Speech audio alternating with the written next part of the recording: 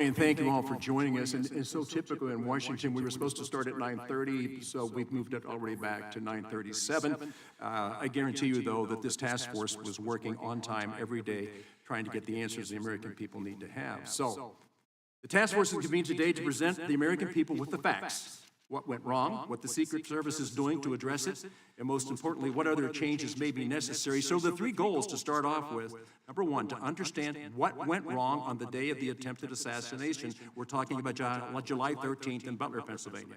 To ensure accountability and to prevent such an agency failure from ever happening again. That is a tough task, because we don't know what the future holds for us. On July 13th in Butler, Pennsylvania, and then again on September 15th in West Palm Beach, Florida, President-elect Trump was the subject of two separate assassination attempts. Butler, Pennsylvania is not only within the district I represent, but it's also my hometown where I grew up and have fond memories of playing American Legion baseball on those grounds. I attended the July 13th rally with my family, my wife, one of my sons, and three of our grandchildren. The assassination attempt of President-elect that day has left its mark on our community and those that were in attendance that day. We lost Corey Competore, a volunteer firefighter who was dearly missed by many. His wife, his two daughters, woke up that day with the excitement of being able to travel to Butler, which is only a few miles away from their hometown, to experience an event that they really were looking forward to. Four people were in that car that morning. That night, only three were in the car. Mr. Competore died. Our local law enforcement agencies were wrongly smeared in the media for helping with the rally security. The Secret Service zero mission failed on July 13th, and more trust in our federal agencies was lost. But the news is not all bad.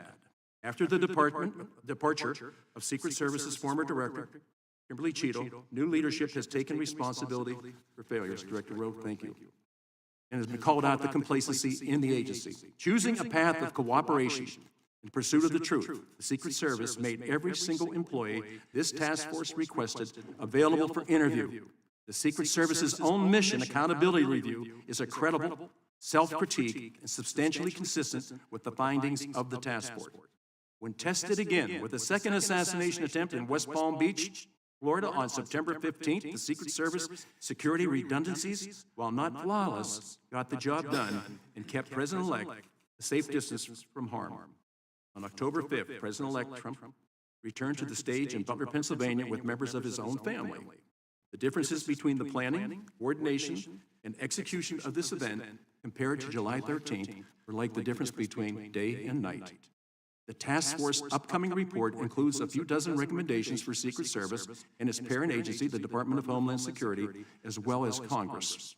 In less than 5 months, the task force has conducted 46 transcribed interviews with local, state, and federal officials, participated in over a dozen briefings with relevant agencies, reviewed approximately 20,000 pages of documents, visited the site of the July 13th assassination attempt in my hometown of Butler, and the site of the September 15th assassination attempt in West Palm Beach, Florida. It also went to FBI laboratories in Quantico, Virginia, to examine the physical evidence from the July 13th attempt. This work has positioned the task force to make bipartisan determinations about exactly how the failures occurred and where the responsibility lies. At the task force hearing on September 1st, it noted three key areas of failure by Secret Service that occurred on July 13th. This included planning errors that led to confusion among local law enforcement partners, an inexplicable failure to close public access to the site where the shooter, Thomas Crooks, chose to position himself. And third, communications and command structure that did not facilitate rapid communication. Further investigation has revealed new information shedding light on each of these failures. First, planning areas by Secret Service not only created confusion among local law enforcement partners, but also among the Secret Service agents working at the rally. In interviews with the task force, multiple agents offered uncertain and at times conflicting takes on what the duties of Secret Service personnel working in key roles for planning and execution the day the rally took place. Second, our investigation found that AGR Complex, the grounds and buildings adjacent to the rally site where the would-be assassin Thomas Crooks fired from, were not secured due to the Secret Service failure to understand and confirm key information. Interviews with Secret Service agents revealed the area was never secured because agents mistakenly believed that state and local officials planned to secure it. Secret Service never verified this charge before or during the rally. Third, communications, and I think this is really the most important. Communications and intelligence failures occurred in numerous ways, ranging from a flawed setup, agents failing to speak up about problems they observed, training issues, inadequate resources, and not having the ability to communicate with one another in the moment of the crisis. After much investigation, we found no any evidence or testimony suggesting that any Secret Service in proximity to President Trump at the rally, who might have been in the position to get him off the stage, knew that there was a suspicious or armed person on a rooftop until after shots were fired. In the course of our investigation, some interviews with Secret Service personnel included expressions of regret, while others took defiant stances blaming colleagues for their failures. Several Secret Service agents interviewed by the task force have either already left the agency or have been placed on a status called situational telework, where they are not allowed to contribute to the core duty of protection. Those agents have been left in flux, waiting to see if these fundamental leadership failures will ultimately lead to the end of their careers. It's not in our nation's or anyone's interest for the Secret Service to delay accountability decisions any longer. I strongly encourage Director Rowe to review the task force final report and act to hold those individuals responsible for the failure accountable in a way that enables the Secret Service to move forward. We are no longer under the illusion that there is still work to do in fixing these problems with the Secret Service. Every 4 years, those campaigning for our nation's highest office reach out across America to connect with the public and ask for their support. This is a fundamental principle of our democracy. On top of being responsible for protecting our nation's highest-ranking officials, their families and foreign dignitaries during a campaign season, the Secret Service must protect the candidates running for office. This greatly increases their optional tempo and pushes the resources to a limit. Today, we will discuss the lessons learned from this past campaign cycle and underscore what needs to happen moving forward. I want to thank Acting Director Rowe for being here today. And now I yield to Ranking Member Rowe for his opening comments. Good morning. I would like to thank the chairman and the members of this task force, and perhaps most importantly, the bipartisan staff for their incredible hard work over the last 5 months. I would also like to thank Acting Director Rowe for joining us here today for this important hearing. Political violence has no place in this country, and that is why the bipartisan work of this task force has been so critical. On July 24th, just days after the attempt on Donald Trump's life, the House of Representatives unanimously passed a resolution establishing this task force. Our mandate has been to investigate the facts and circumstances leading up to the assassination attempts in Butler, Pennsylvania and West Palm Beach, Florida, to understand how these attacks happened and how to prevent a similar incident from ever happening again. But we also had another mandate, another unofficial mandate, and that was to come together as Democrats and Republicans and to show the nation that we can undertake the work of conducting an investigation, of uncovering the truth, and submitting a bipartisan report telling that story. And that is what we have done. In less than 5 months, the task force has done an outstanding amount of work to accomplish its mission.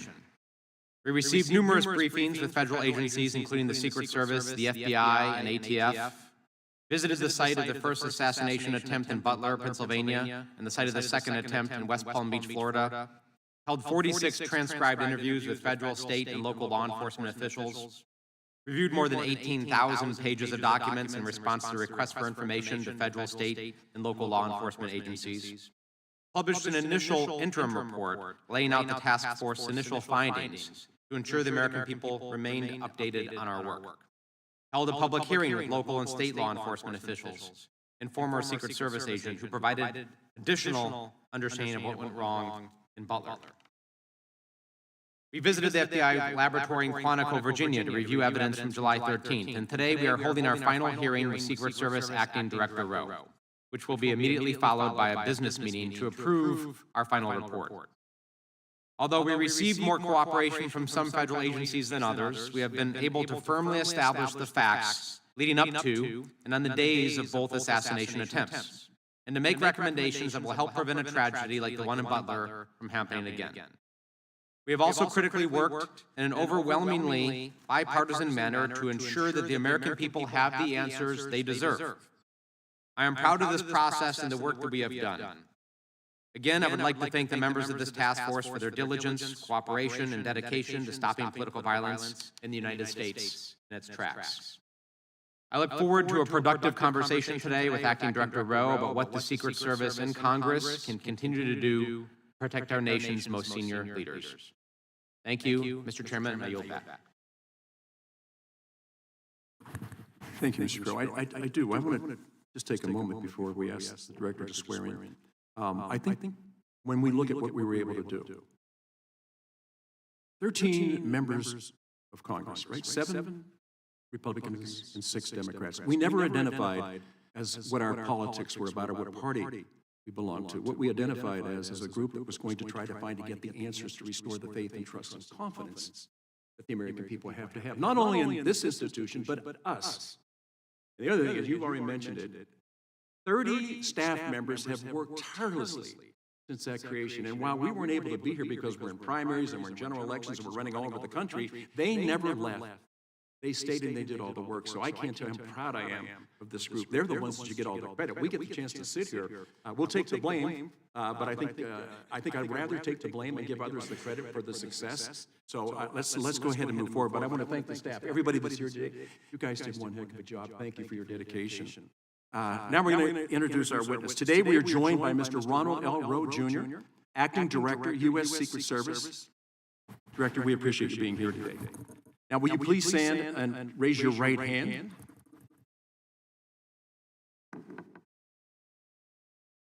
Do you solemnly swear or affirm that the testimony that you are about to give is the truth, the whole truth, and nothing but the truth, so help you God? Let the record show that the witness answered in the affirmative. I now recognize Mr. Rowe for his 5-minute opening remarks. Director, I think we talked about this. We're going to be flexible on the time. Thank you, Mr. Chairman. Good morning, Chairman Kelly, Ranking Member Crow, distinguished members of the task force. I appreciate the efforts of this task force, and I thank you for the opportunity to appear before you today. July 13th was a failure of the Secret Service to adequately secure the Butler Farm Show site and protect President-elect Trump.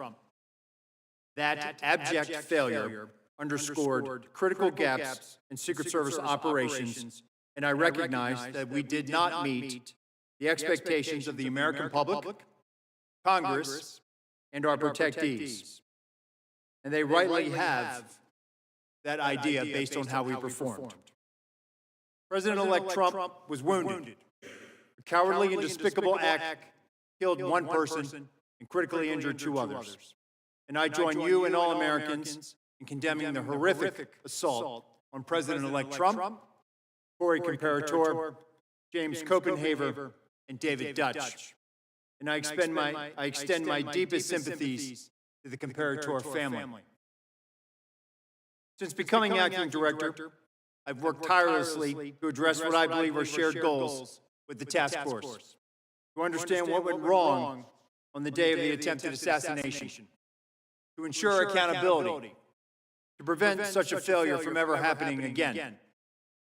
The recently completed mission assurance inquiry thoroughly investigated the specific actions and inactions that led to the assassination attempt.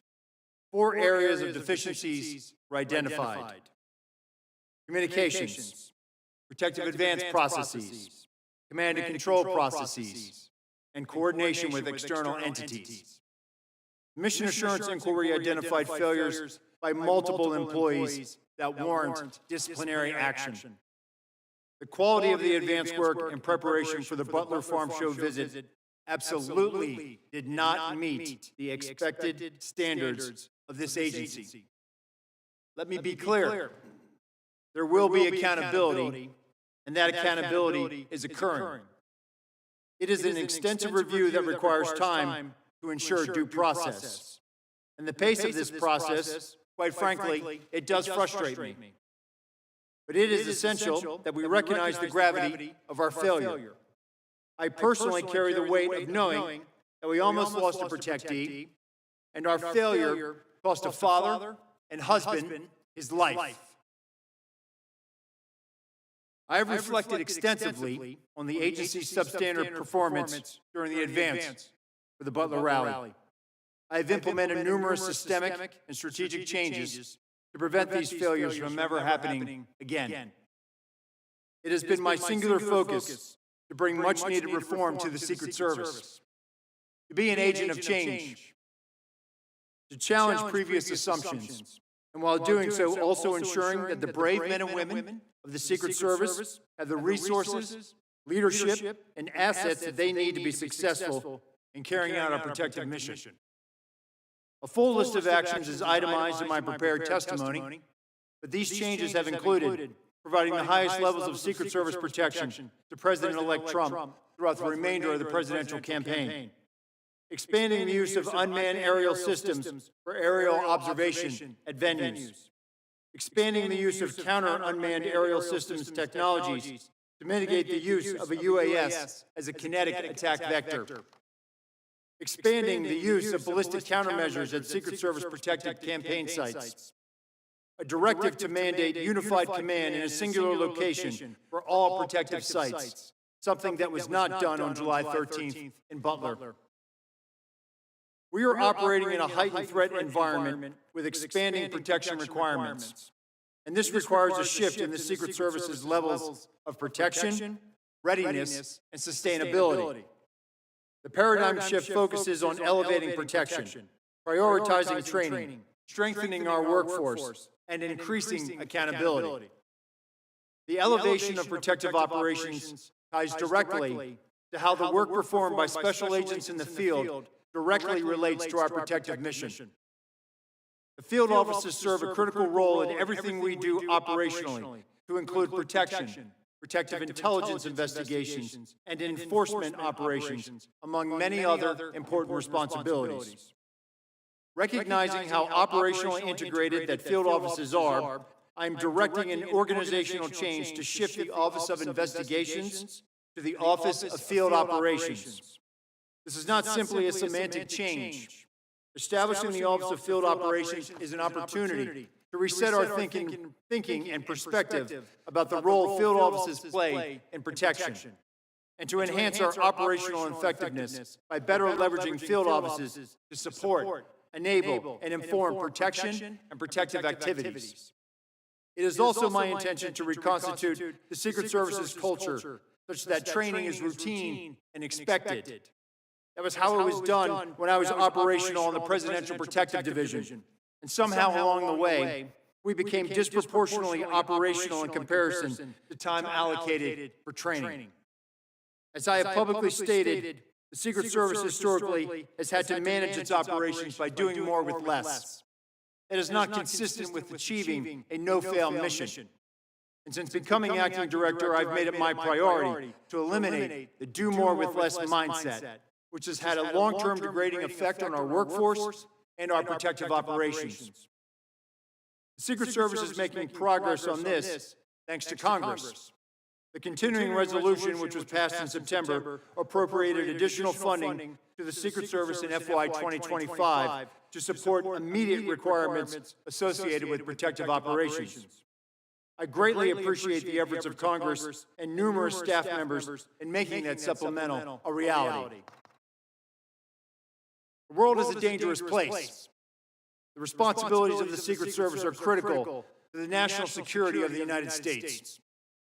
It is important that decision makers fully recognize and appreciate the vital role and significance of the Secret Service in our nation's security. The terrorist, the nation-state actor, the sniper, the lone gunman, the lone wolf gunman, they must be lucky once. But the men and women of the Secret Service must be perfect every time. That may not be fair, but that's the world in which we operate in. Thankfully, Congress has responded to the immediate challenges facing the Secret Service, and for that we are grateful. Our agency is not defined by one failure, but by our ability to learn from mistakes, to hold ourselves accountable, then learn, evolve, and continue striving for excellence. After the failure of July 13th, the dedicated men and women of the Secret Service rose to the occasion. In the face of immense pressure and adversity, they answered a call to duty with unwavering resolve. And I want to express my gratitude for the extraordinary dedication and hard work of our special agents, uniformed division officers, mission support personnel. They all persevered when the demands of the mission surpassed anything they or their families have ever been asked to take on. Their commitment to the mission, even under such challenging circumstances, is nothing short of inspiring. I am truly honored to serve alongside such a remarkable group of individuals.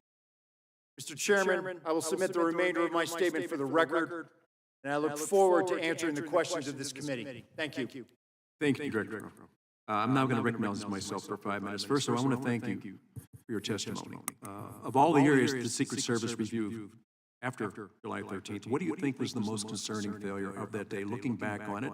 And had you been the one developing the game plan, what different moves would you have made strategically to ensure that it was a safe and secure area? So I think what is glaring to me is the failure to recognize the significance of the AGR building, to recognize the significance of proximity to what was perceived to be the middle perimeter of the site. The lack of recognizing that, the failure to effectively communicate, as you stated, and some of the findings of the task force, to effectively communicate to local law enforcement that we need to have uniformed presence out here, that we shouldn't have people that close, unscreened, on the curtilage of our site, not having better line of sight mitigation, having something scrim along that fence line that was to the 3 o'clock. Having uniformed law enforcement presence out there, having special attention measures by those law enforcement officers. That, to me, is glaring. And those are basic tenets, fundamentals of what advanced teams are supposed to identify. They are supposed to identify hazards, risks, and then mitigate those risks effectively, either by using law enforcement and coordinating assets, or taking matters and making sure that it is mitigated and that risk is taken out of play. We did not do that on the 13th. Post-July 13th, there was a renewed focus on that, making sure that supervisors were engaged, that we provided assets, that we had enabling UAS, platforms in the air. That was the difference on October 5th that you saw with your own eyes, sir. You know, first of all, I want to thank you for your testimony. You know, of all the people that have weighed in on this, myself, my wife, 3 of my grandchildren, and 1 of my sons were there. I was on the grounds both on July 13th and October 5th. I want to reiterate what I said earlier. The difference is the difference between day and night. And my concern was, from the day the site was selected to when it was turned over to Secret Service, somehow that exchange, for whatever reason, the ability to coordinate the efforts between local law enforcement and federal agencies just seemed to be casual. I don't think local law enforcement knew enough about what was expected of them. I think that day they were doing what they thought they were supposed to do, and then afterwards it's like, well, we should have communicated better. And I've got to tell you, from the beginning, I always was trying to figure out why 2 different command centers, and why weren't the 2 command centers even able to communicate with each other? Because at the end of the day, it's about communication. And as I've already said, we shouldn't have waited till 11 minutes after 6 that day to determine that we couldn't communicate. So going forward, you've already made some changes, and I think when you look at October the 5th, and to me, when I walked on the grounds that day, I felt like I was in the safest place in the world. The awareness of that, when you look back at it, and you were not in charge at that time on July 13th, but afterwards, the attention to detail that you put into effect on October the 5th, if you can share with that what we should do going forward is there a protocol? Is there an ability to communicate? Is there an ability then to draw not only agencies, the federal agencies in, but also local agencies, because you can't cover the whole thing by yourselves. You just don't have enough personnel. You don't have enough assets. Going forward, I know you've already initiated plans like that. Just share a few of those with us, please. Sure. So we've actually now we have done some organizational changes as well. I've created an aviation unit, right? So that's making sure that we're putting out those drones up in the sky to give us visibility. If we don't have a drone, or if for whatever reason a state or local wants to fly a drone, we're going to allow them to fly that drone as well. The whole point is to get, and this is what we did not have on July 13th, and it's one common operating picture. On October the 5th, we knew exactly where every law enforcement officer was because they were using a Blue Force tracker. We have that same platform. So having that domain awareness now, moving forward at our protected sites, that is a change that we are operationalizing. We did this as part of our paradigm shift. We have to look at the threat and what that threat is. And our security model is based on that threat.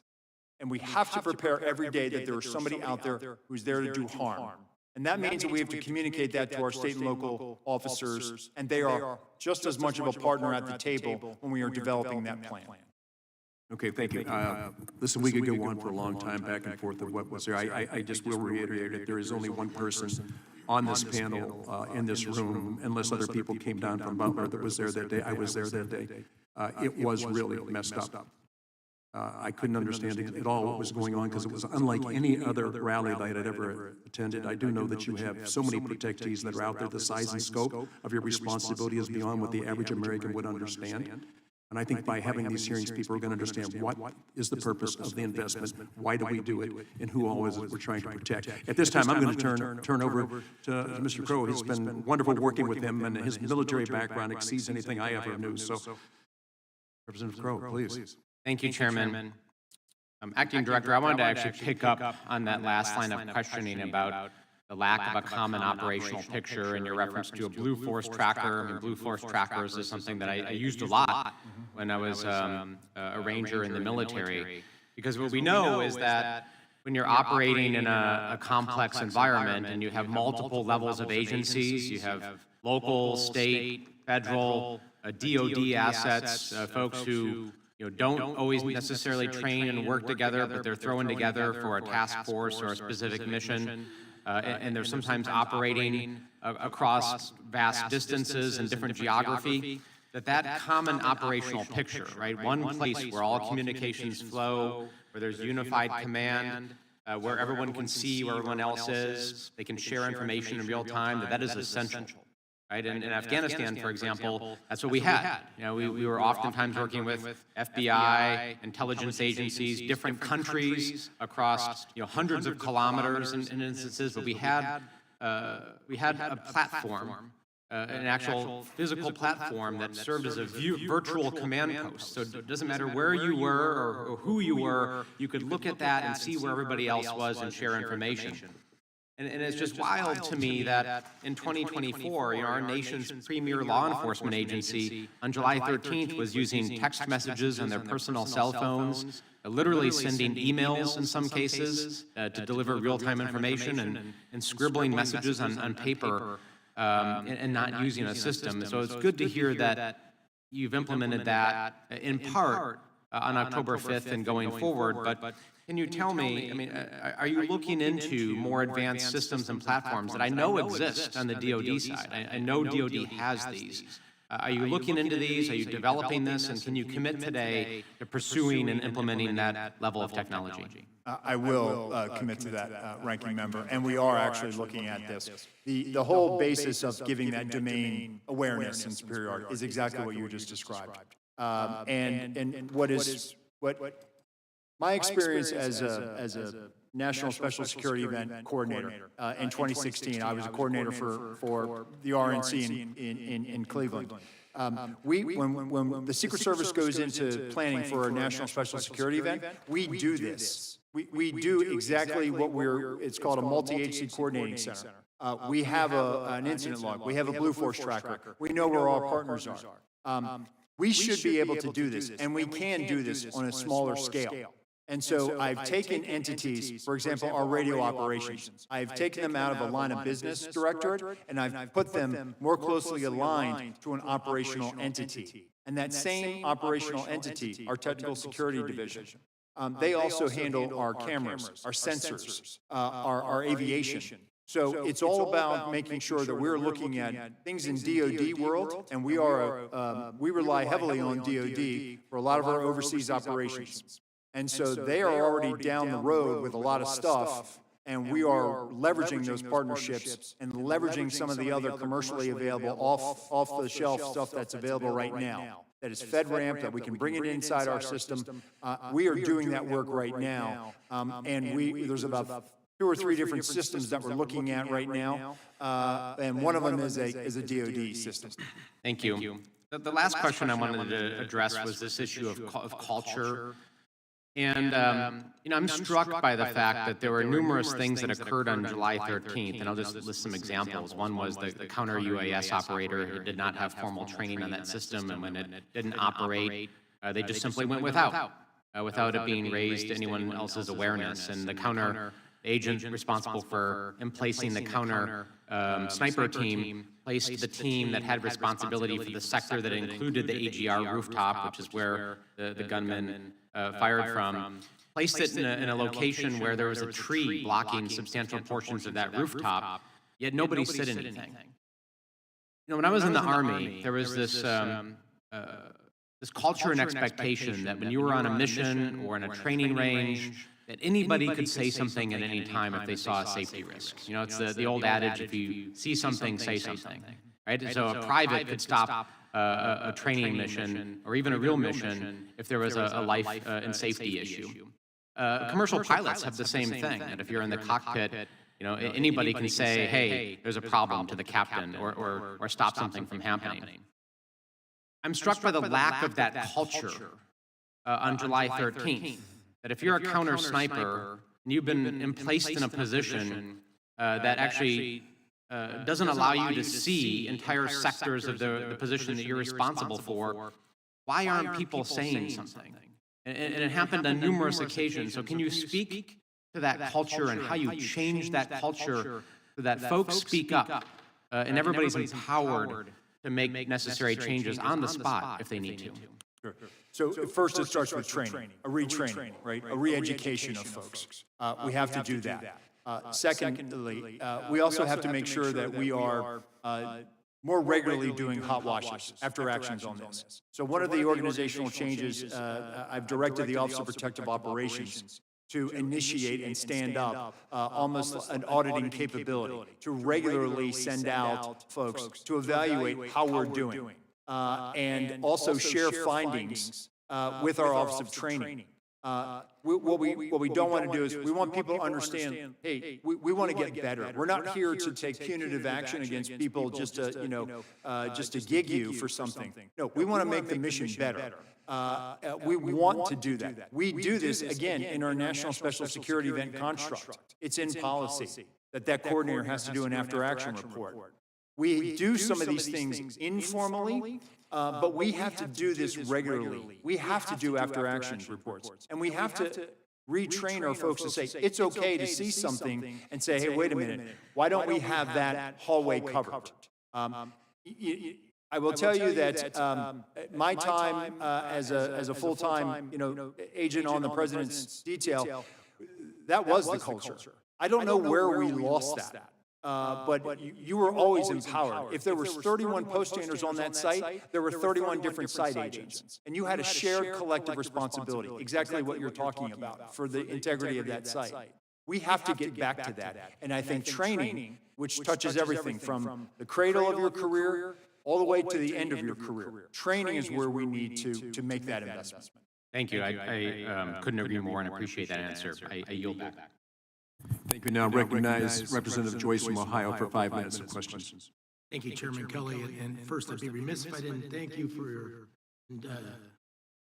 Ranking Member Crow for the fair and honest way in which you've handled this matter, and to the distinguished colleagues I have here on this committee for the use of their background. Since my background seems to be in appropriations, and I happen to have chaired the Homeland Security Appropriations Subcommittee in 24. I'm pretty familiar with your budget. And so I think I want to go down that lane with you. In the September CR, Congress approved $231 million in supplemental funding to the agency led up to the 24 election in November. Acting Director, could you describe specifically how that funding was used? How did you prioritize where to allocate it, and how those decisions will impact the longer-term resource needs of the agency? Sure. So there were immediate needs that we used a portion of that money for. So we are submitting regular reports back to the Appropriations Committee. So they are closely tracking this, and we see this as an opportunity to prove that we can fiscally spend this money in a very responsible way.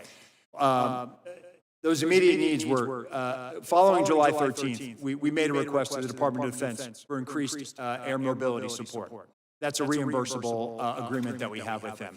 We increased our reimbursable agreements with other partner agencies to fill some personnel gaps that we had. Tactical operators from other agencies from across the department, other support when it came to counter UAS, support for screening with the TSA.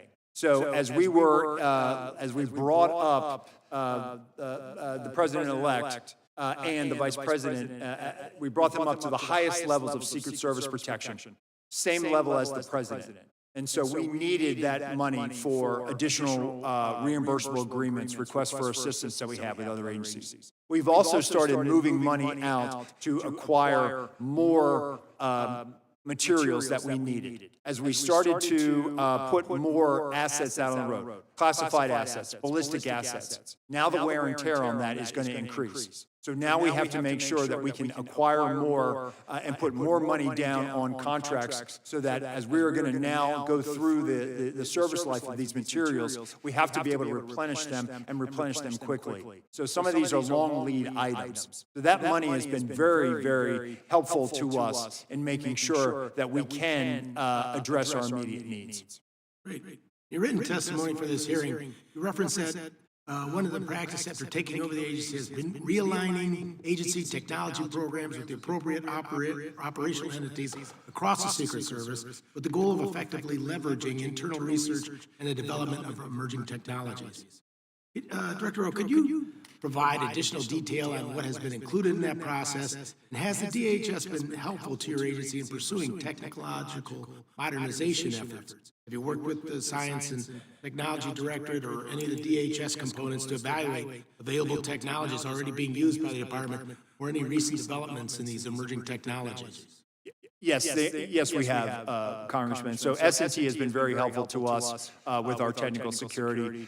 We actually use some of their money to do some sandbox testing of things that we're looking at. Many years ago, we had an Office of Protective Research, and that office did a lot of R&D, did a lot of evaluation of things. There was a reorganization more than a decade ago, and that research element within the Secret Service kind of went away. It was ad hoc. We often relied on other partners, DoD, for example, to do a lot of research, DARPA and other entities. One of the things that I wanted to do was to create our own in-house ability to do applied research so that we are working with other agencies formally, like S&T, like DARPA, like others in the military that are operationalizing a lot of technologies. And so one of the things that we've done, and one of the things I'm trying to do is put the secret back in the Secret Service, but there's been media coverage of this, so I'll talk about it. Right now at Mar-a-Lago, we've started using a sensor array, an autonomous robot that's out there walking the seawall right now. It has a sensor package. We will use it at sites. We've started using it. And those are the types of technologies that have been out there, that have been in DoD world for years. We need to start leveraging those resources. And so the use of the autonomous canines down there right now is just one example of that. I'm glad to hear that. I was disheartened to hear with some of the things that were brought up before about the failure of communication. I thought after 9/11 we cured that. We'd have uniform platforms and all law enforcement, especially at activities such as the ones that Secret Service are involved in, are in communication all the time. So I'm glad to know that you're at least using these funds to try to progress the integrity of your communication systems network-wide. Thank you. Yield back. Thank you, Mr. Joyce. Also recognize right now Representative Correa from California for 5 minutes. Thank you, Mr. Chairman. I want to thank you and our ranking member, Crow, for holding these important hearings today. And Director Rowe, I want to thank you for the good job you've done in the very limited time that you've had being where you're at. I want to talk a little bit, sir, about culture, morale, and turnover. When you think about the Secret Service, you're talking about the elite, the best of the best. We've all watched those movies on TV. Secret Service agents take bullets for candidates. You're kind of the guardians of democracy. You make sure that it's the votes, the voters, and not an assassin's bullet that determine the outcome of elections in this country. And yet we hear that agents are demoralized, overworked, exhausted. 2022, 2023, largest turnover in decades in the Secret Service. And today, 60% of your agents have less than 10 years experience. 30% of your agents have less than 5 years experience. You got a short runway here to get up and running. How can we make Secret Service officers proud again? Get their morale up again. All of us have heard about those crazy parties in Colombia and other places that are really not deserving of a Secret Service reputation. How do we turn that ship around, sir? Yes, sir. So we actually have really turned the tide on our hiring. I will tell you, our applications are up. The one thing that I want to say that's not only your problem, because we've stepped up, given you $231 million in the latest CR. So what else can we do? How can we fix this? Yeah. So we closed out FY24 on the plus side, first time for a net gain, over 200 agents, around 200 agents or so. We've increased our net, and we've been able to hang on to our veteran agents. Part of that is by giving them a retention incentive, which we just rolled out now. We're able When to you say hold on to them, is that because people are, you got retirements coming up, or is it people just want to leave the agency? I think part of it is the workload, right? And I think what will alleviate that workload is bringing more in. Okay. So right now, we have about 500 agents in various states of training between now and March. We are going to onboard another 400 by June, and we're going to onboard 200 uniform division officers by June. We are on pace right now to hire 650 special agents and 350 uniform division officers. So being able to retain the workforce that we have and bring on more, we're going to make steady gains, because when I look at what we have ahead of us in 28, another presidential campaign, an incumbent who's not going to be out there, who's not seeking office, but is probably going to be out there campaigning. It's going to be a tough year in 28. The spirit to core. The spirit to core. Are these new agents proud to be in the Secret Service? Do they know it's an honor to serve? They do. When I speak with them prior to when they graduate, we have a very candid conversation, and then I explain to them. Others. So we're essentially bringing in more folks, reducing their workload, make sure they get plenty of sleep, and they're on the job. True. And we're also going after with a targeted recruitment. We're trying to get people from the military, from law enforcement, with specialized skills, special operations experience, and bringing them in, and then having them join the ranks of our special operations division. So we're basically taking a multifaceted approach to build our ranks. And those folks, when they join, they're proud. That's one of the proudest days of their life, when I hand them that commission book and badge. And I explain to them that they have an obligation, not for the people that they protect, but for also the people that came before them, that paved the way, and the people that will come after them. Director Rowe, I've got about a minute left. Sure. Last question for you. Same question I've asked before. Who's in charge? Okay. If you're in a place, a site where you're going to have a rally, campaign rally, and the Secret Service believes this is not a safe place, I don't get a good feeling about holding this rally here, and the campaign says, no, we're going to have the rally here. Who's in charge? Who wins that argument? Listen, ultimately, it is the Secret Service responsible for creating that safe environment. That's not my question. If that environment is not completely safe, do you have veto power over the decision to hold that rally at that place? We do, and we do have those conversations with staff. So you can tell them, you're not going to have the rally here, you got to move somewhere else. We do that, yes. Just want to make clear, so you can do that, you have that power. We do, and it is a conversation. They have the same objective. They want to keep their protected. Because that's not what I've heard before, but I will take your word for it now, and we'll discuss it further later on. Thank you, Mr. Chairman, I'm out of time. Thank you very much. Thank you, sir. Now to recognize the gentleman from Louisiana, former sheriff, maybe still sheriff, the only member of law enforcement that sits on this panel. Mr. Higgins, you're recognized for 5 minutes. Thank you, Mr. Chairman. I was a captain in the sheriff's office, but I appreciate the promotion. Mr. Director, I appreciate your responsiveness to my personal outreaches to you in the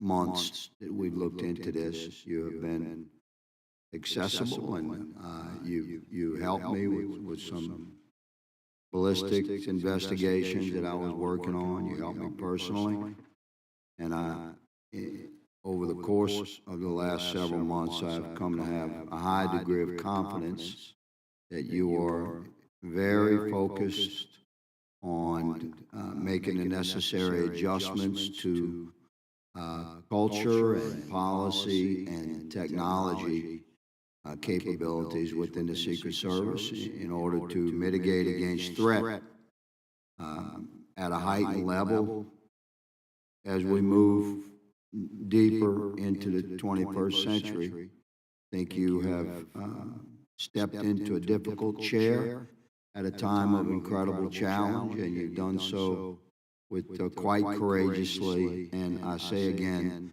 you've been very accessible. That's important to members of Congress, because when we feel like we're closed out from the executives that we are efforting to work with and to provide appropriate oversight, we don't appreciate that. So you're to be commended, I believe, good sir, for the character that you've shown in stepping into your chair at a difficult time and in the way you've interacted with Congress. So you stated that we are, quote, living in a state of heightened threat.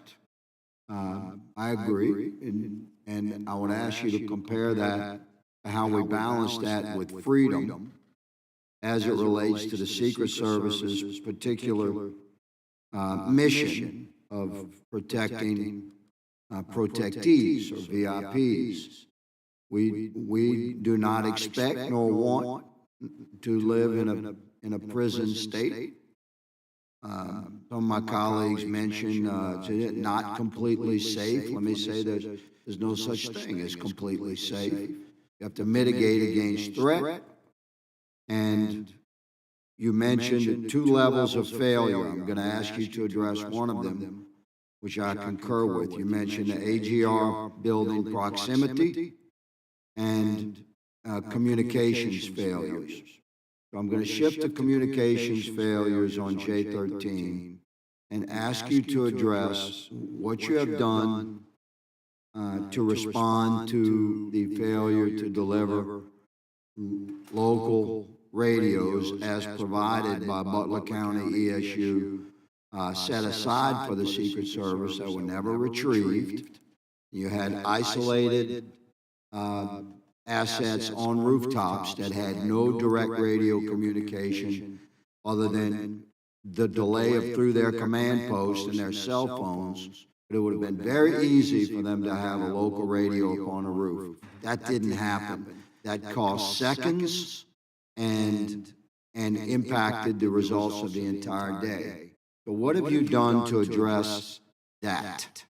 We've implemented a PACE, primary, alternate, contingency, and emergency. And also making sure that, for example, the snipers, our counter snipers and local snipers are actually co-located. So that's to cut down on that, to make sure that they are standing next to each other so that there is clarity of communication between them.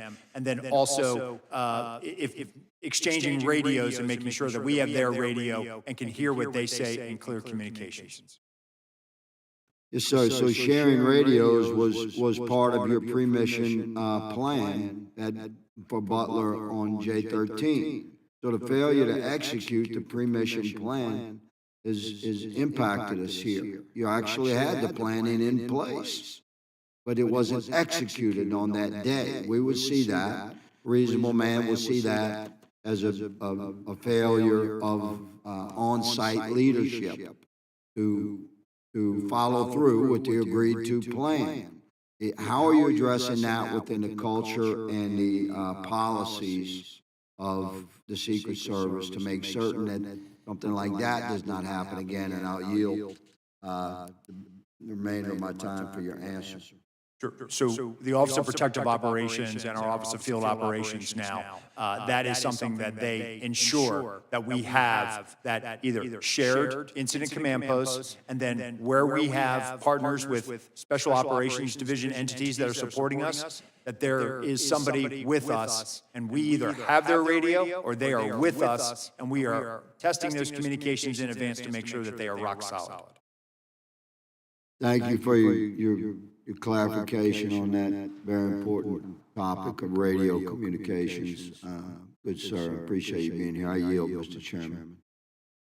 Thank you. We now recognize Representative Dean from Pennsylvania for 5 minutes of Mr. questions. Chair, if I may, can I introduce some articles into the record at this time? Certainly. First one, an exodus of agents left the Secret Service unprepared, New York Times. Second one, more high-ranking officials in Secret Service stepping down, CNN. Acting Service Director responds to critical new reports about security failures, NBC News. Agency in crisis, NBC News.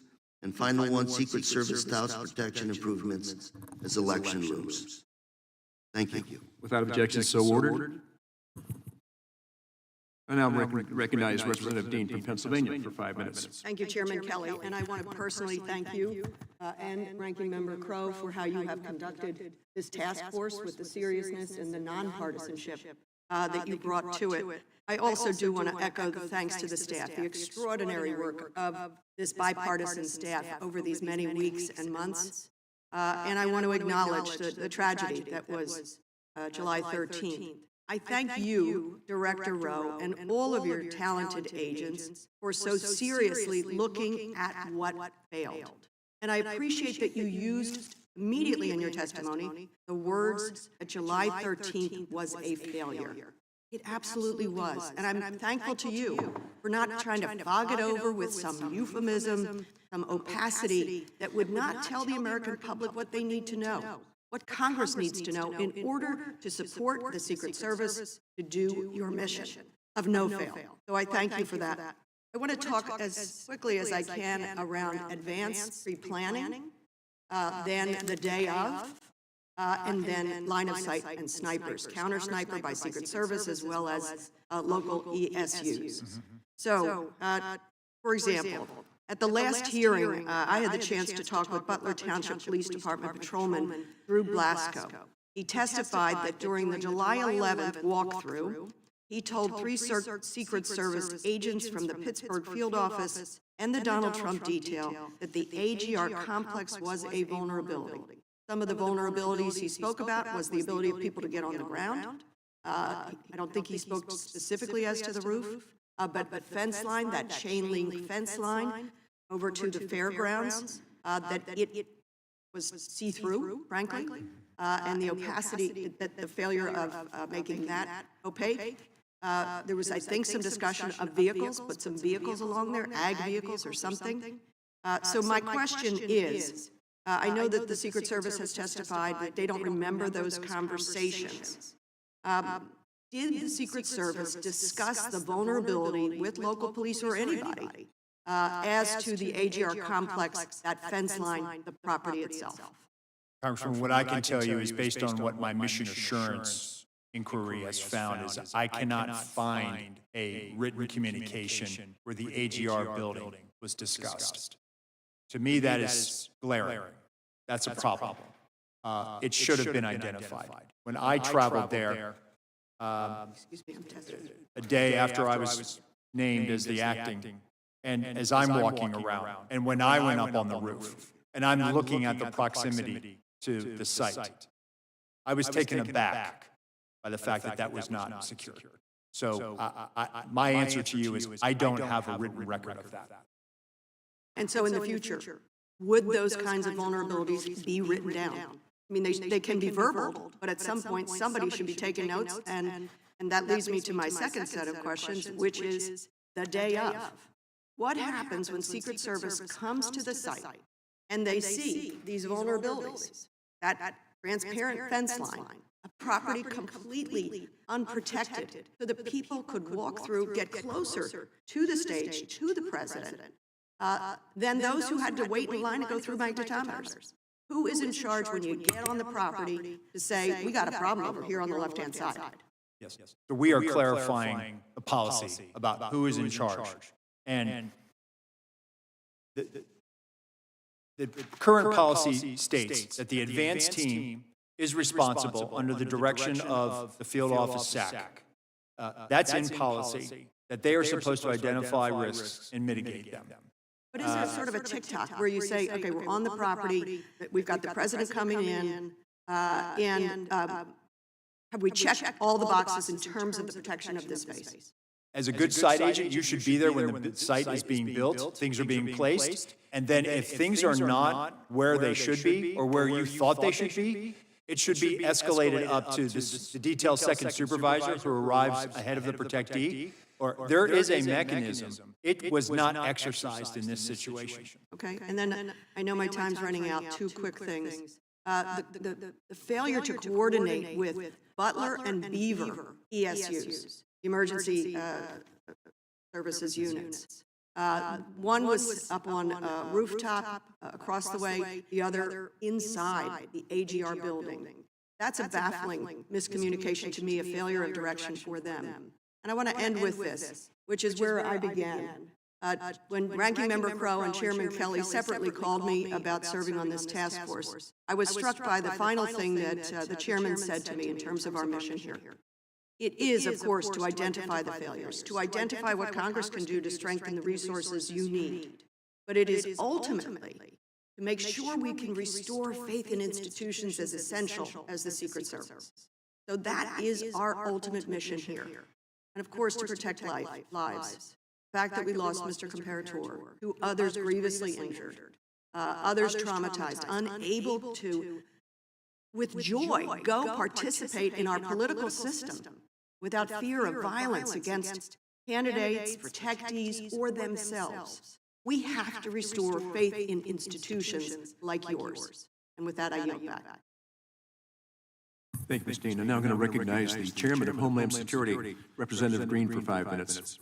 Thank you, Chairman Kelly, and I want to commend you and the Ranking Member Crow and the task force staff for hard work that they've put into investigating this critical security failure that led to the assassination attempt that wounded President Trump and 2 rally attendees in Butler and tragically took the life of Corey Comparator. The Secret Service has a zero-fail mission. July 13th was the closest that a would-be assassin has come to killing a current or former president since 1981. President-elect Trump escaped death by millimeters. As this task force has discovered in the course of its thorough investigation, critical errors in the planning and the operations for the July 13th rally allowed a lone gunman to open fire at President Trump and rally attendees. These security failures reveal the need for significant reform at both the tactical and agency-wide level, correct these vulnerabilities, and enhance the Secret Service's ability to carry out its protective mission.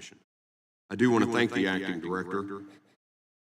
Right after the first attempt at Butler, I think that next Monday, the Committee on Homeland Security was standing on the site.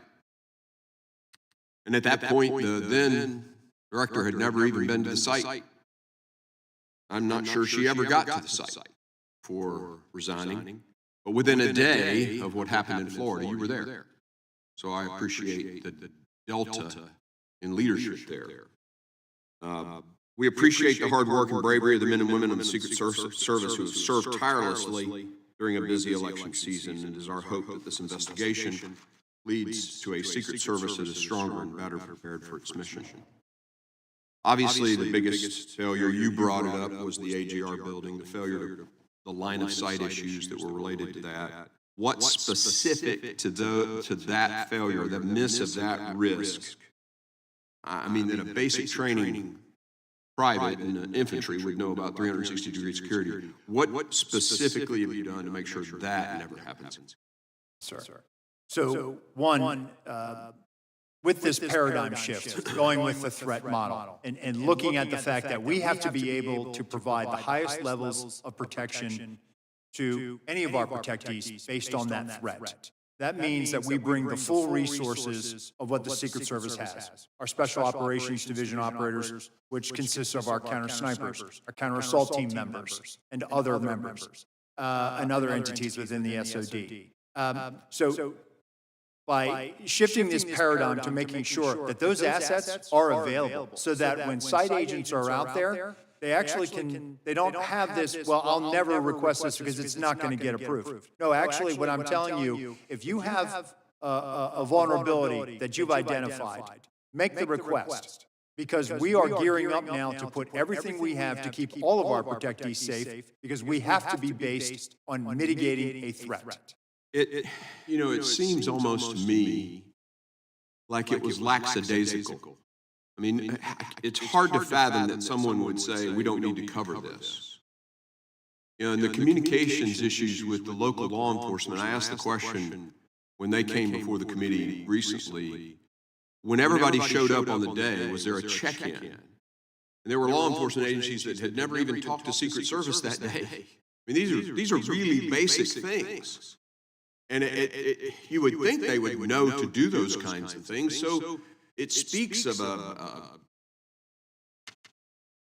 apathy or complacency that is really unacceptable in an organization like the Secret Service. One of my questions to you is, the level of the failure seems unfathomable. The internal policies that weren't adhered to, the failure to mitigate very obvious risks. It speaks to a culture that, lack of attention to details, lack of sense of urgency, complacency. I mean, these are leadership, these are command climate issues. What is the command climate of the Secret Service? That's the thing that concerns me the most. When I reported to the 160th Special Operations Aviation Regiment, be their doctor. At that point in my life, I was 38 years old. I had graduated from West Point Ranger School, commanded in the 82nd Airborne Division Infantry Company. I had a master's in systems information. I had a medical degree, top of my med school class, and I wondered if I was good enough to be on that team. That's what I'm talking about, elite culture where everybody comes to work every friggin' day saying, I will do everything I can to make sure I don't fail. And I'll tell you, going to war, I didn't give a shit if I died. What I didn't want to do was fail. But your guys showed up that day and didn't give a shit.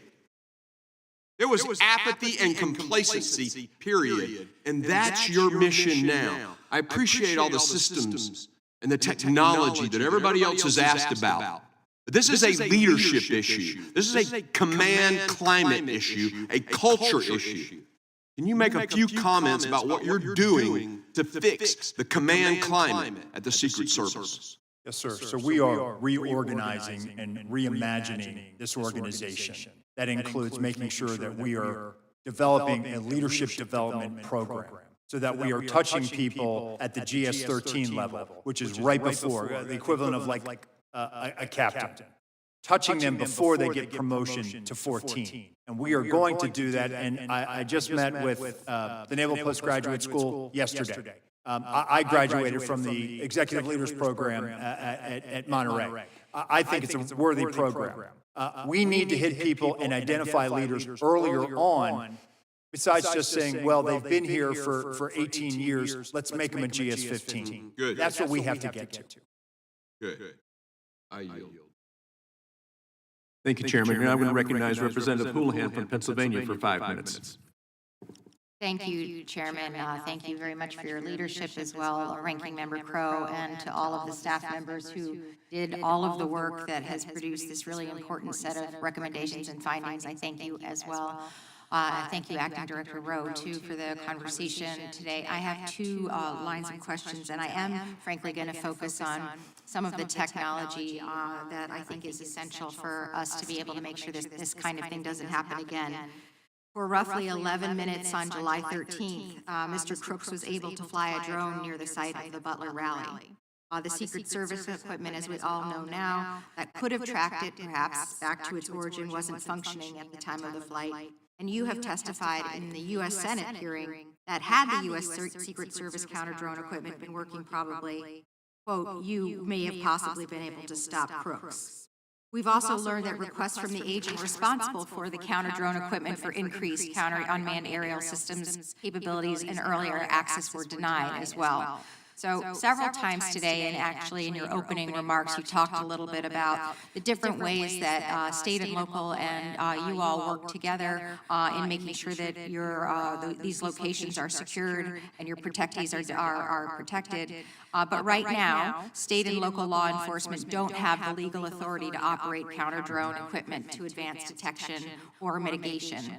And actually, interestingly, in your opening remarks, you made a reference to the fact that you felt as though that might be something that they should have the ability to do. Would it have been useful if state and local law enforcement had additional capabilities and legal authorities to be able to conduct counter-drone detection and mitigation to support the Secret Service, sir? I do, with proper coordination with FAA. Thank you. That's my first question, and there is several ideas in this Congress that are bouncing around to be able to give you those authorities, and I would love it if I could ask for your support in helping make sure that that happens. My next set of questions has to do with some of the testimony that we had in our first hearing, where I'm, unlike some folks here, my background is in engineering, and I focus a lot on emerging threats, cybersecurity, biotechnology, and biothreats. And I'm struck by the fact that we're kind of always trying to solve for the last problem that we had, and the last problem that we had was a sniper on a rooftop. And obviously things are evolving, threats are evolving, and your kind of work needs to evolve alongside it. Representative Joyce talked a little bit about the appropriations process, and you talked a little bit about the Office of Protective Research that sounds like is now defunct. What kinds of things are you doing, and what kinds of things can Congress be doing to help you stay abreast of those kinds of emerging threats, to make sure that you can coordinate with DOD and with DARPA and those kinds of things, so we're not kind of constantly reinventing the wheel on this? What can we be doing to help, and what are you doing as well? So definitely, and again, obviously the color of money, right? O&S money is fantastic, but PC&I money, to be able to go out and acquire things is critical for us. It's critical for the Secret Service. We've certainly had challenges with getting enough PC&I money through the years. That's a separate conversation. But being able to have an applied research element within the Secret Service now is going to be able to have us regularly now go out and interface with all these other entities, the private sector, Silicon Valley, others that are doing innovative things that can be helpful to us, because it's not just about physical protection, it's cyber protection as well. Absolutely, and to the degree that we can continue to be helpful with that and helping you with the color of money and making sure that you have those resources, please do let us know. And also, I think one of the things that I was struck by when we were investigating, trying to understand what had happened, is we were able to see a kind of a creation of what his drone saw, and what the angles, the sight lines and things were. And I was struck by the fact that this was kind of the first time that we thought about those kinds of things, at least on this side of the world. And I'm certain that there are a lot of technologies and ideas that are maybe on DOD side or other places where you all can benefit from these, and FBI as well can benefit from the kind of work that DOD is already doing. With the last couple seconds that I have, training, the guy who didn't know how to fix the drone. What are we doing to make sure that that doesn't happen again? We've actually established an airspace and aviation section. So now they are the folks that go out and are primarily responsible for all of the counter-UAS and all of the enabling UAS. And so now that we have a direct hiring authority, we have this ability now, thanks to OPM, they were very cooperative. We can go out and hire drone operators. You can fly them remotely from Washington if you need to. My goal is to get more drone operators and people with this expertise downrange in the field so that they can go out and do this and are there on the ground. And that's going to help us fly drones and identify line-of-sight vulnerabilities. Get that eye-in-the-sky perspective as we're doing our advance. Thank you. I yield back. I appreciate your time. Thank you, Ms. Wilson. Now recognize Representative Lee from Florida for 5 minutes. Thank you, Mr. Chairman, and thank you, Director Rowe, for being here with us today. As is evident by today's hearing and will also be evident in the forthcoming report, this committee has successfully been able to develop a detailed overview of the facts and circumstances surrounding the days of these two assassination attempts, and will be able to provide some specific suggestions and transparency about those events going forward. The Secret Service has been cooperative with this committee, and we appreciate your efforts to ensure that we had information that was necessary to make this process meaningful. And we've received a lot of information from you that help inform what is needed with respect to resources, technology, and training. But I would like to discuss with you another aspect of protective work that I believe is also critical to the success of our mission here today. You testified earlier that part of successful protective work also includes being aware of and considering the actual threat environment. So would it be correct to say that when you all are engaged in protective work, one of the things that you do is go to the actual site, assess the physical location, and make an assessment of the specific geography and needs associated with securing any specific event site? Yes. Is it also correct to say that part of preparing for these types of events is to analyze the actual threat information that you have, whether it is a specific active threat going on, a greater threat landscape, that you also consider the types of threats and the threat environment that is active at the time of an event you're trying to secure? Yes. So would you agree that you're fighting a big diversity of threats? You mentioned earlier things such as a lone wolf actor, a nation-state actor, but there are an incredible diversity of threat actors that you are trying to fight against. Yes. And so for us as Congress, with our mission here, which is to understand what has happened and what you need, how we can equip the United States Secret Service to effectively perform their mission, would you also agree that it would be useful or constructive for us to have access to that type of information as we go forward and attempt to finalize our assessment of the going forward future needs of the United States Secret Service? Yes.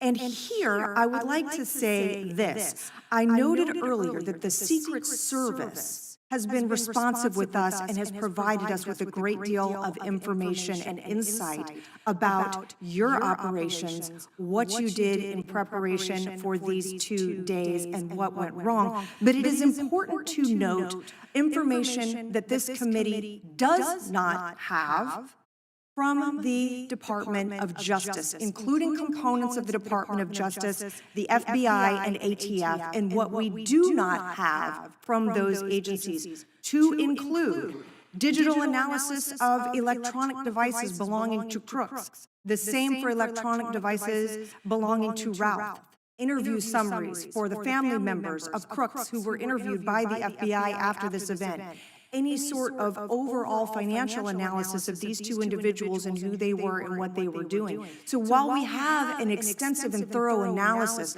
of the logistics, the specific things that happened on that day, who was standing where, who wasn't on a radio, how we could improve the implementation of the security measures that were in place that day, in a very real sense, we do not have some of the critical intelligence information that might have helped us even better understand the needs of your agency going forward. Our mission on this task force is to understand what went wrong on the day of the attempted assassination, ensure accountability, and prevent such a failure from ever happening again. And I would assert that preventing such a failure from ever happening again necessitates that this Congress has access to all of the relevant information related to these days, related to the actual threat landscape that affects not only President Trump, but other protectees that are under your care. So, I beseech and suggest to the Department of Justice going forward that this is information that can and should and must be provided to Congress if we are to understand how to equip and support our federal law enforcement agencies. And with that, Mr. Chairman, I yield back. Thank you. You're spot on, Ms. Lee. Now I want to recognize Representative Ivey from Maryland for 5 minutes. Mr. Ivey. Thank you, Mr. Chairman, and thank you to the ranking member and my colleagues for such bipartisan work here, and thank you to the staff as well. Thank you to you, Mr. Rowe. Appreciate what you've been doing and how you've been cooperating with us and the work that you've done at the Secret Service as well. I did want to follow up on Representative Houlihan's questions about drones. I do appreciate the fact that you've addressed many of the issues with respect to the failures that occurred on that day. But I do want to be mindful of making sure we're not just fighting the last battle. We're looking ahead to the future, as Houlihan suggested as well. And I don't know that I want you to answer what I'm about to ask you, at least not in open session, but on October 7th, Hamas used drones to attack, actually to launch its attack against Israel. Drones appeared to me, based on what I've seen in videos, to be relatively unsophisticated, relatively inexpensive, but very effective in carrying out that mission so that Hamas could breach Israel's front line and commit the attack that occurred later that day. And we've also seen what's happened with Russia and Ukraine with respect to the use of drones, too. And frankly, we were seeing this before July 13th, pretty extensively, I think. So one of the things I want to ask, use of drones for that day, I know we've talked about the visibility piece, I think was your word, reconnaissance and the like. But I want to hear from you, maybe not in public, but maybe in executive session, about the countermeasures that are available to the Secret Service to deal with drones that are used to actually conduct the attack. So not just sending information back, but as we saw on October 7th, could actually carry, for example, an explosive device that could be used on that day. Now, I know Chairman Green with Homeland Security, you've heard the passion he brings to this and the background that he has, and he's right, we did have a hearing on this at Homeland Security, not just that issue. I know this task force dissolves, I think, at the end of next week, but I'm hoping that we'll carry forward with this issue, and there are others too. I want to ask you quickly about the radio communications piece, because I know that wasn't, at least some of it wasn't recorded, which surprised me as a local prosecutor, federal prosecutor. The police recorded almost all of their radio communications just as a matter of course. And that was useful to us from a couple of standpoints. One was for prosecution of cases.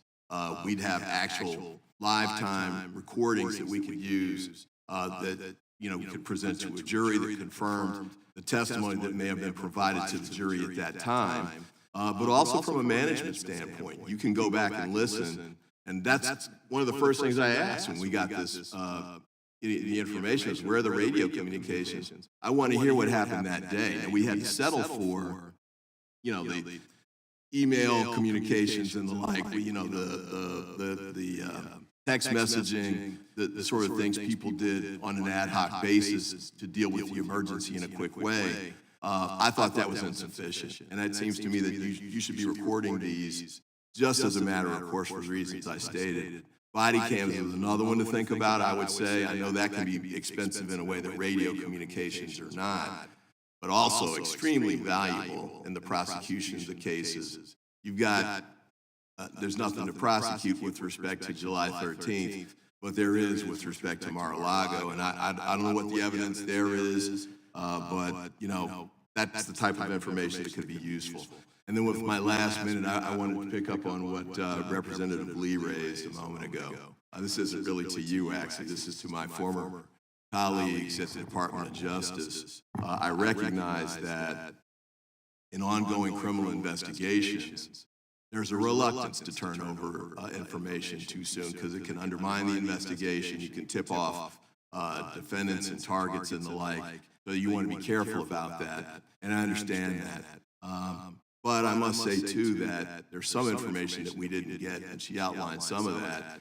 It didn't seem to be connected to an ongoing criminal investigation, and I thought that we should have had access to that. And I'll note this as well. I've done some previous investigations, the Whitewater hearings, for example, when I was a staffer many years ago, where we were able to communicate with the independent counsel on an ongoing basis. And we did that in the wake of the Iran-Contra disaster, where they immunized Ali North, compelled him to testify. The Department of Justice then ended up having to dismiss the case. It was thrown out of court because of the information sharing that took place. But even in the wake of that, Congress was able to work with the independent counsel and can with the Department of Justice in making sure that we get the information that we need to handle these kinds of situations. Because this is about as serious as it gets from the standpoint of what we're tasked to do. This is extremely important work. We would need to make sure that our elections are controlled by ballots and not bullets, and this was relevant here. But thank you for what you've done and the work you've continued to do, the direction you're taking the Secret Service in. Mr. Chairman, thank you for allowing me to run over, and I thank all of you, all my colleagues here and the staff again for the outstanding bipartisan work that you've been able to do. Thank you, Mr. Ivey. Now we recognize Mr. Fallon from Texas. Thank you, Mr. Chairman, and thank you for the work that you and Ranking Member Rowe and the rest of the committee has done, and certainly our staff. Mr. Rowe, would you agree that the protection that President Trump was provided on the 13th of July was wholly and tragically negligent? The site plan was abysmal to the point of derelict. And on the 13th of July in Butler, Pennsylvania, the United States Secret Service not only failed President Trump, but Corey Comparatori and the American people in historic fashion. I would. In the months leading up to July 13th, who was the director of the Secret Service? Kimberly Cheadle. Other than former Director Cheadle, who was the most senior Secret Service agent? In the agency? That would be me. I was the deputy director.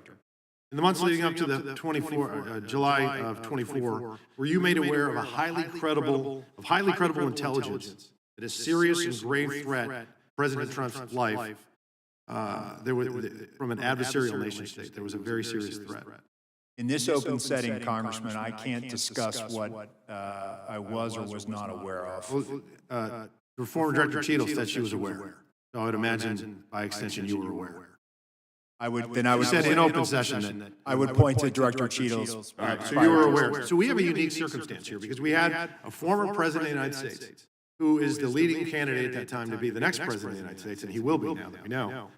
And he was being threatened by a foreign nefarious nation state because of actions he took while he was president of the United States. Very unique circumstance.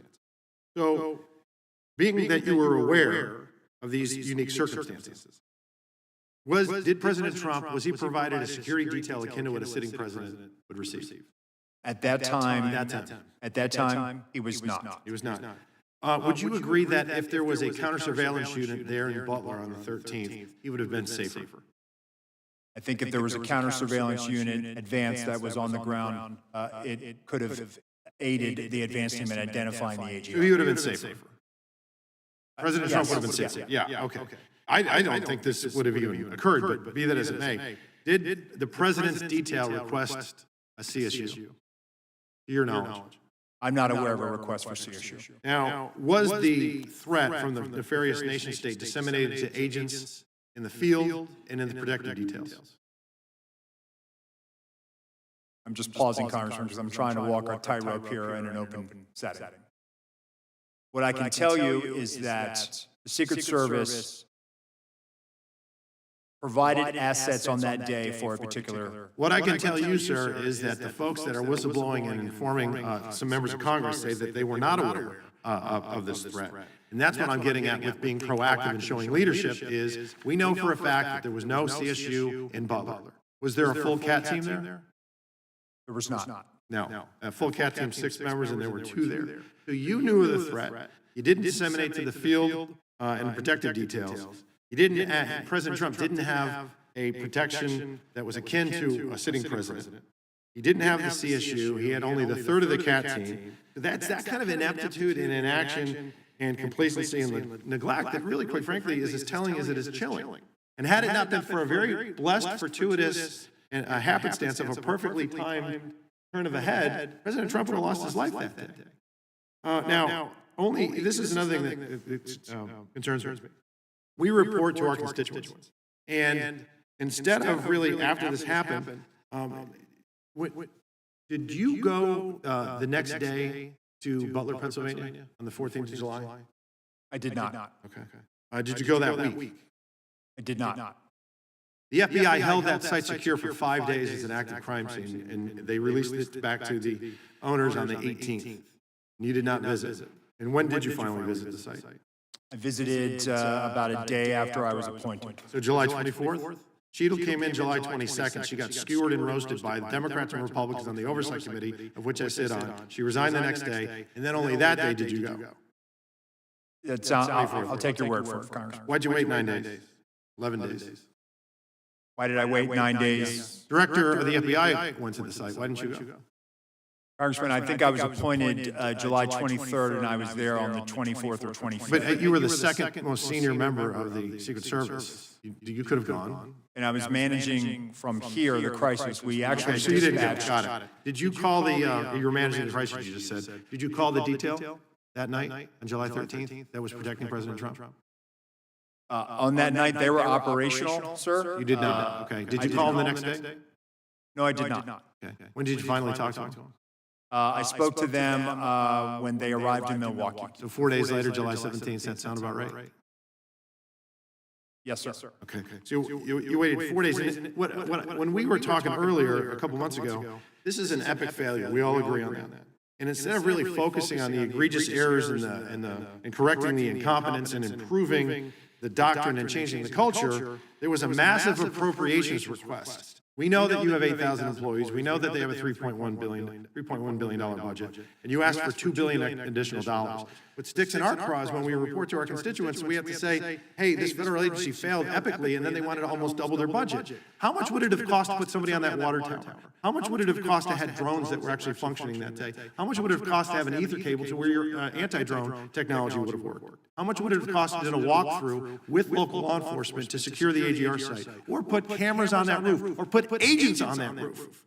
Or have your snipers have iPads? Or have one command post instead of 2? Or cordon off the damn AGR complex, 17 acres. That would have cost $2 billion. And in fact, with caution tape signs, posts, and stakes, it would have run about $410 because we ran through it. Let's add it down to zero. Say it's $4 grand. It's not $2 billion. So I got another question for you. You recognize this photo?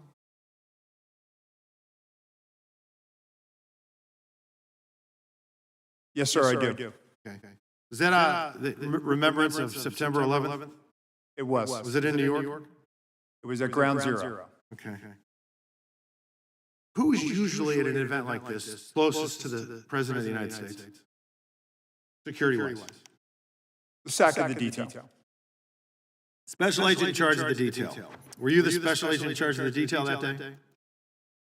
Actually, let me address this. Could you please, staff, leave that? Oh, no, leave that one up with the circle around. Thank you.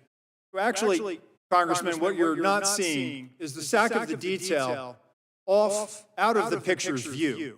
And that is the day where we remember the more than 3,000 people that have died on 9/11. I actually responded to Ground Zero. I was there going to the ashes of the World Trade Center. I was there at Fresh Kills. I was there. Secret Service a bunch of members horse hockey. that died on 9/11. That you're trying to be. Do not invoke 9/11. Sir, you are out of line. I would like to ask him a question, please. You are out of line. Don't try to bully me. I'm an elected member of Congress, and I'm asking you a serious question, and you are I am playing a public politics. servant who has served this nation, and You won't answer the question. on our day, on our country's darkest day. Committee will come to order. Committee will come to order. I'm asking you serious questions for the American people, and they're very simple. They're not trick questions. Were you the special agent in charge that No, I day? wasn't. I was there representing the United States Secret Service, sir. Mr. Fallon, your time's Did not expired. affect protective I know operations. why you were Time's there, expired. because you wanted to be visible, because you were auditioning for this I was job. there to pay You're not respect gonna for a get it. fallen On member of this January 20th, agency. You endangered You are President out of line, Biden's life, Congressman. Vice You President are out of Harris's line. life, because you put those agents out of position. Mr. Did you have a Chairman. radio with Mr. you? Fallon, your Did you time have has a expired. weapon? Mr. I Chairman. did, sir, and you are out of line. Mr. Chairman, Mr. Chairman, Mr. Chairman, Yes, sir. please. And we are back in order now. We are back in order now. Thank you. Mr. Moskowitz, you are now recognized for 5 minutes. Okay. Congressman? How you doing? Good, sir. All right. So, look, the reason emotions are high is because we almost did have a former president, and now the president-elect literally almost killed live on television. And there were two pieces of luck that day, one bad, one good. The Secret Service's luck ran out that day because the systemic failures didn't start on July 13th. They were probably occurring, and the luck ran out that day. But luckily, President Trump moved his head and he wasn't killed. I can't imagine where we would be if we didn't have that second piece of luck. And so everyone here brings their different experience. I'm a former emergency management director. I know disasters when I see them, right? And July 13th was an absolute disaster. There's just no question about that. And I've done after-action reviews, and, you go through the things, in your response to a hurricane and what failed, and then you're like a general fighting the last war. We're going to fix the things that failed that day. But really, you got to do more of a holistic approach, not just look at the things that failed that day, the things that aren't working in general. Bigger picture, not just fix just those specific things. I also am familiar about what it's like to come into an agency and clean up someone else's mess, which is what you're doing. And quite frankly. And so I applaud you for that, right? You've been handed, a ship with a hole in it, and it's taken on water, and you got to figure out how to, A, fix the hole and get the water out of the boat at the same time. And so I applaud you for stepping up and doing that. I want to talk about one of the comments that multiple people made on this committee, and it's for your agency and it's for other agencies, which is that a lot of time we get stuck in this process thing. Oh, because of process, we can't communicate with the public, or we're not going to communicate with Congress because of process. Agencies need to change with the times. Things are different now. And when you guys don't put out information, that vacuum gets filled with conspiracy theories. We talk about restoring faith in the institutions. Yes, government needs to work, and people need to see that they're competent. But at the same time, we're not going to be able to restore that faith if the agencies aren't communicating with the public and instead are getting conspiracy theories online because no one else is giving them information. And that's going to be a push-pull that you, DOJ, the FBI are going to have to deal with in today's world of communications. Other people will tell your story for you, and it will be false if you don't tell it. I want to talk about two specific things, and then I want to get to page 7 of the report, which for me is the most important. The 9/11 Commission recommended fixing the comms issue by creating a network. AT&T, FirstNet, I think Verizon has one as well. We knew about the comm failures that day, the throttling the radios, people on different systems, and yet 20 years, 25 years later, your agency is still struggling with the same problems we had on 9/11. Officers using their own personal cell phones, not on the network that was made for emergency personnel, which would have worked that day. Procurement. I want to talk about procurement, but it's something that most people don't think about, and it's not sexy. And I did tons of procurement when I was the emergency management director. One of the reasons why we have this problem, and it's not just at the federal level, I saw it at the shooting in Marjorie Stoneman Douglas at my high school between the city police versus the county, the sheriff's office, is everyone's doing their own procurement. Every city, every county, every state, every federal agency, every sector is doing different procurement. And you're all hiring different companies with different systems, and no one talks to each other. Computer systems, radio systems, whatever it is.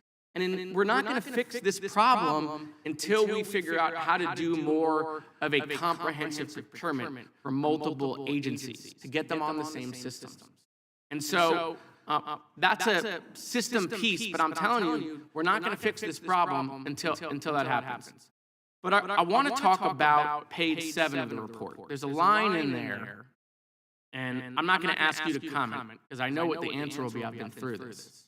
Page 7 of the report says, Congress must consider whether the Secret Service investigative obligations can effectively coexist with its primary protective mission, and whether the agency's investigative functions should remain within the Department of Homeland Security. Yahtzee. And I will tell you that Homeland Security was the right to create it. Senator Lieberman was right. It has a core function. It should exist. We need to foster communication between our agencies, but I would surmise that the Department of Homeland Security has become too big. It can't function. It's 22 agencies, and it's just gigantic. And every director, administrator of FEMA that I've talked to, when they were in the agency, wouldn't tell me that. But as soon as they left, they would say, we can't make the changes that we know we need to make within FEMA because we can't get it done within Homeland. And so I'm going to be filing a bill the first day of next Congress to remove FEMA and Secret Service from Homeland Security and make them direct reports to the White House. I think the changes you want to make, I think you'll be able to make them quicker if you're not within Homeland.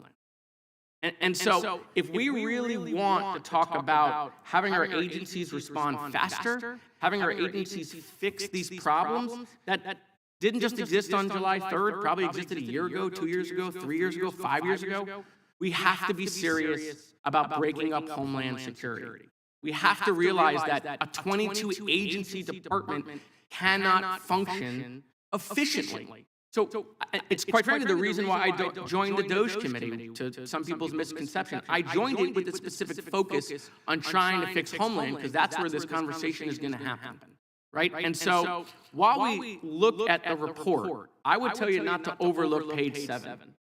Everything we've talked about technology, everything we talked about, everything Representative Green talked about culture, right? You actually had a funny line. You said you want to put the Secret Service, you want to put the secret back in Secret Service. I think Representative Green was making sure you don't forget about the service piece also, right? But I think you got to get outside of Homeland. I do. And I'm not going to ask you to comment on that, because trust me, I've had 100 conversations, and when they're in public, they're very different than when they are in private. Everyone knows that Homeland is not working in its current condition. But you know what happens?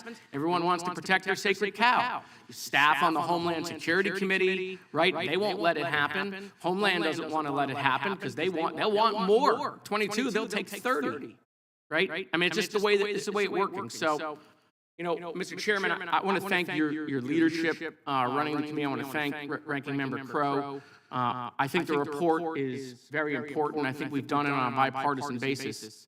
But I really want to hit this point home. We are serious about making these changes, and we got to get serious about we have an agency that is not functioning in Homeland because it's just too big. Thank you. I yield back. Thank you, sir. Before we close, I want to turn to Ranking Member Crow for brief closing remarks. Thank you, Chairman, and thank you to the members for this hearing. You know, this was an overwhelmingly bipartisan, productive hearing. I mean, the questions from the members were serious and robust, and clearly they took their charge to learn the issues and to dive into the investigation very seriously. And I also want to thank you, Acting Director Rowe. You know, I've been in Congress now almost 6 years, and I've been in plenty of situations where there are directors and department heads and acting directors and department heads who are in crisis situations, right? Or contingency situations where there's a crisis within their agency or something that has gone wrong. I mean, this is an oversight hearing, so more often than not, there's something that has gone wrong. There's people that deal with that in a variety of different ways. But in my experience, and I don't want to speak for the chairman, and he'll have a chance to speak about this, but we've talked a lot about this. And you've been very candid.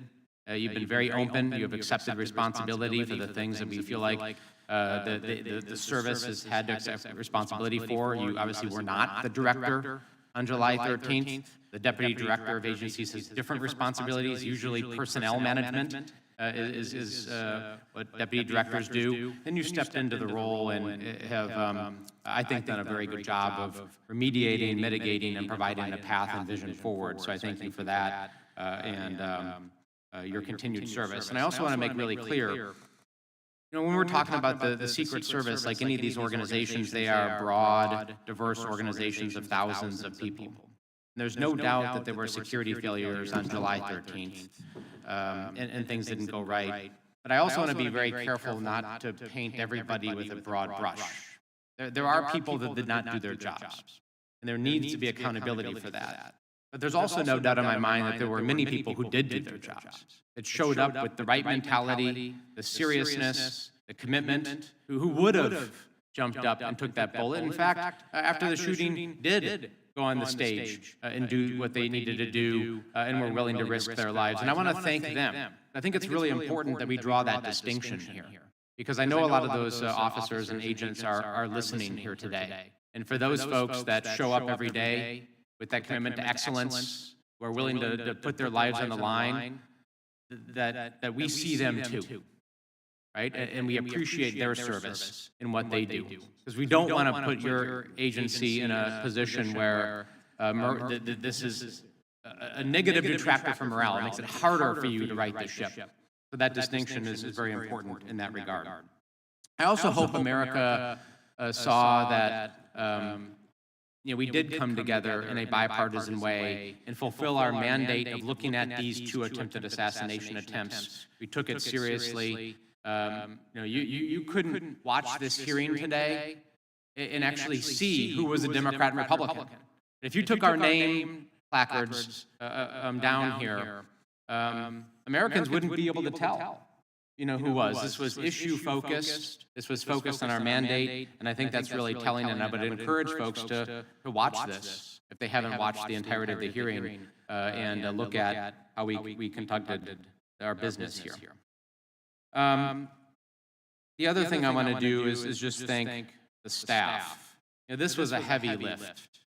5 months, the number of transcribed interviews, document requests was really substantial. At a time, as the chairman said, many of us were out on the campaign trail and inaccessible and spread throughout the country.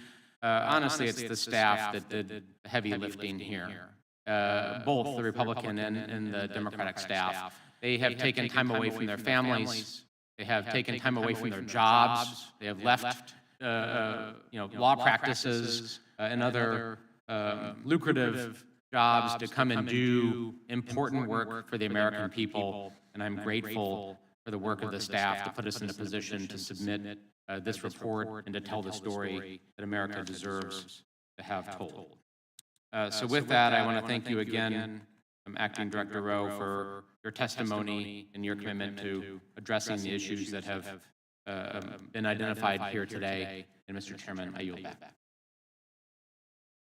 Thank you, Mr. Crow. I want to thank Mr. Rowe for his testimony and for appearing before us today. And I know that at times it can be very emotional because of what took place. I will repeat what I said earlier. I was about 60 feet away from the president when he put his hand to his head and went down, and as the shots were ringing out, my main concern was, my gosh, they just shot the president. But I couldn't find my wife, I couldn't find my oldest son, and I couldn't find 3 of my grandchildren where they were supposed to be. They were not put where they were supposed to be that day. They were left to wander someplace else, which I'll never understand. Look, it's very emotional. We talk through these things and be very orderly about it, or it is now recognized as the location where the attempted assassination of Donald Trump took place. So it's overshadowed everything else that that town was ever known for and what they're so proud of and how wounded they were that day. And I will say this.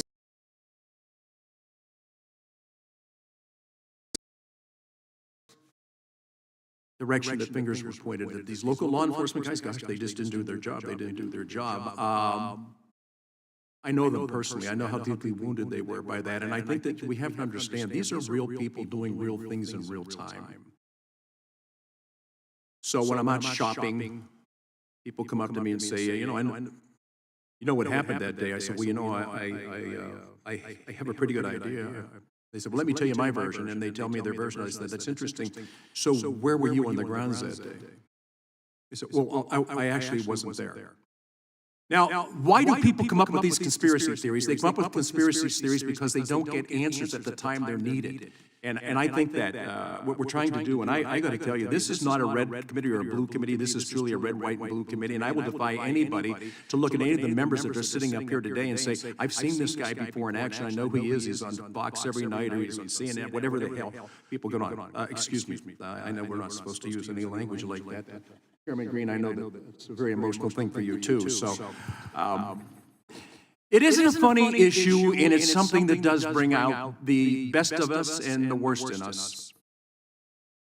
So whenever Jason and I first talked, we were, and Ms. Lee mentioned this, we were given three goals. There's threefold. Understand what went wrong on the day of the attempted assassination. Ensure accountability, and to prevent such an agency failure from ever happening again. I know when I first talked to Representative Clay, he said, you can never guarantee that it will never happen again. And the longer I've worked with him, and I would encourage all of you to, if you can, draw up on your phones the captain when he's speaking, when he's in Louisiana. You will get the full force of who this man is and what he firmly believes and what his mission in life is. So you can be very animated. I'm amazed at how you operate today because you're very, you stick with it. But I would encourage anybody, go to that and please look at it and then tell me, wow, this guy's dedicated to that. So look, we're going to adjourn here in a minute, but without objection, members have 5 days to submit additional materials and written questions for witnesses to the chair, which will be forwarded to the witness. And we ask the witness to please respond promptly. This has been an interesting time, and I know we're supposed to close, but I think that because Jason hit on it, the efforts and the time and the dedication that this team has put into this is incredible. I'm not talking about members because, as you know, we had an election coming up, but these members never left here. They spent hour after hour after hour, thousands and thousands of pages, written testimony. It is incredible what took place, but you'll never see that because that's not the headline. The headline is we had a really dedicated group of patriots who said, I will step out of my normal life, and for the next 4 months, I will dedicate myself to getting the answers that the American people need to have. From the very first, we are suffering from a lack of confidence, trust, and faith in our government. If we can't do these things and bring it back out and go to the American people, we know you had questions, we've got you the answers. That was our whole purpose in doing this. So I look back at it, and I'm going to mention this. At the end of that day, my brother lives at the end of the runway, by the way, on those fields.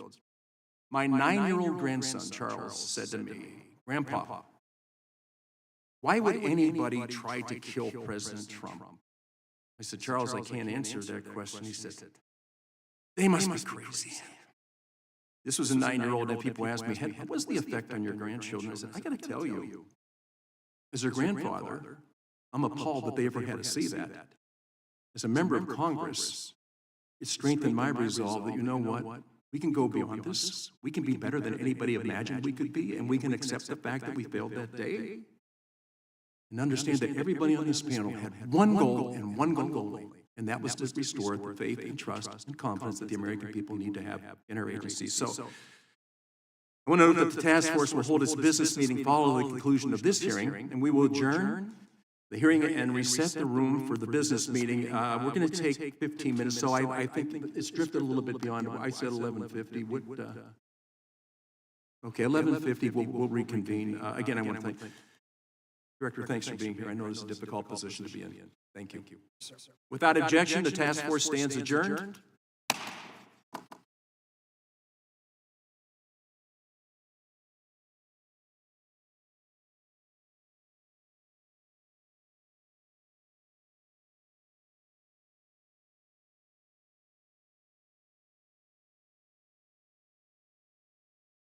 Lights are going up, snow is falling down, there's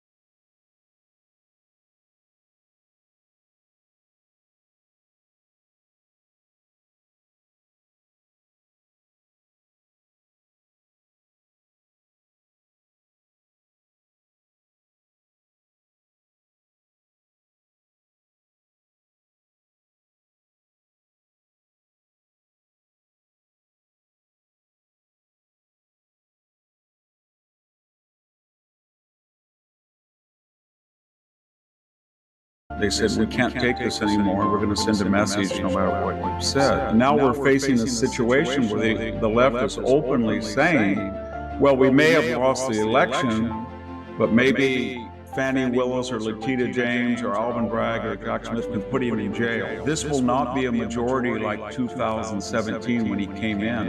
And there were sizable numbers of never-Trumpers among the Republican ranks, McCain being one of them. But there is no John McCain, there is no Bob Corker, there is no Jeff Flake in the Senate, there is no Adam Kinzinger type, there is no Liz Cheney in the House. The people who are in the majority now are strong supporters to the person of Donald Trump.